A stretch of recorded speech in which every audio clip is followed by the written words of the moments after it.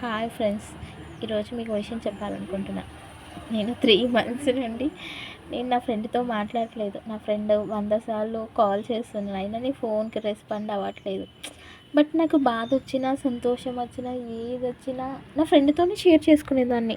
ఏదొచ్చినా కానీ ఇప్పుడు నా బాధ ఒకరితో చెప్పుకునేది కాదు, ఒకరితో షేర్ చేసుకునేది కాదు, ఒకరితో డిస్కషన్ చేసేది కాదు.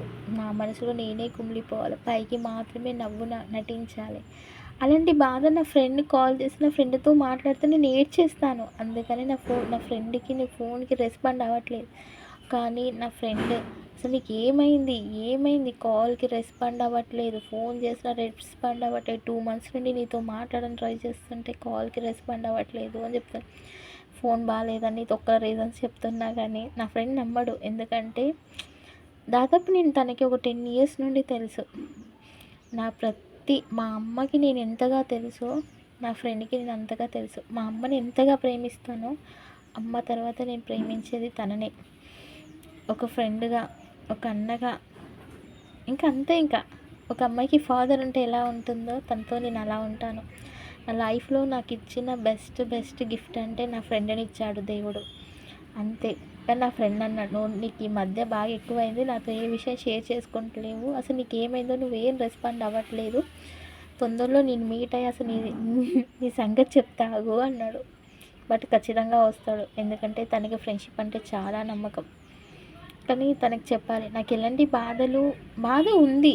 బట్ శేఖర్, నీతో షేర్ చేసుకుంటే నేను ఏడ్చేసే అంత బాధ ఉంది. అందుకనే నేను ఆ బాధ నీతో షేర్ చేసుకోలేకపోతున్నా. అందుకే నువ్వు కాల్ చేసినా లిఫ్ట్ చేయలేకపోతున్నాను. నిజం చెప్తున్నాను. నాకు పెద్ద ప్రాబ్లంలో ఉన్నాను నేను. ఆ ప్రాబ్లము క్లియర్ అయ్యాక ఖచ్చితంగా ఆ ప్రాబ్లం ఏంటో నీకు చెప్తాను.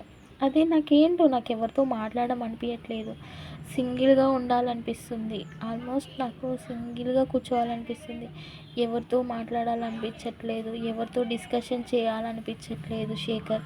నీతో అఫ్‌కోర్స్ నీతో ఎంత పెద్ద ప్రాబ్లమ్ అయినా నీతో డిస్కషన్ చేసేదాన్ని. ఇప్పుడు ఎందుకో నీతో డిస్కషన్ కూడా అసలు నీతో కాదు. నాకు ఎవరితో మాట్లాడాలనిపించట్లేదు. అంత డిసప్పాయింట్‌గా ఉంటున్నాను. నా లైఫ్ ఏమవుతుందో నాకే అర్థం అవ్వట్లేదు. అందుకని నీ ఫోన్ లిఫ్ట్ చేయట్లేదు. కానీ నువ్వేదో తప్పు చేసావు. మన గురించి ఎవరో తప్పుగా ఎవరు మన గురించి తప్పుగా మాట్లాడడానికి నేను ఒక ఫ్రెండ్స్. అర్థమైందా? మన ఇద్దరము ఆ దేవుడిచ్చిన నా లైఫ్‌లో బెస్ట్ గిఫ్ట్ అంటే అది నువ్వే. నేను చాలా సార్లు చెప్పాను. కానీ నీతో కూడా నేను షేర్ చేసుకోలేనంత బాధలో ఉన్నాను శేఖర్. ఖచ్చితంగా షేర్ చేసుకుంటాను. I'm very sorry. ఎందుకంటే నీ కాల్స్‌కి ఏంటికి రెస్పాండ్ కాకపోతే నువ్వేమనుకుంటున్నావు, ఎలా ఫీల్ అవుతున్నావో కూడా నాకు తెలియదు. But sorry. నేను ఖచ్చితంగా నీతో నా ప్రాబ్లం సాల్వ్ అయ్యాక నేను ఖచ్చితంగా నీతో షేర్ చేసుకుంటాను. సరేనా? బాయ్ శేఖర్.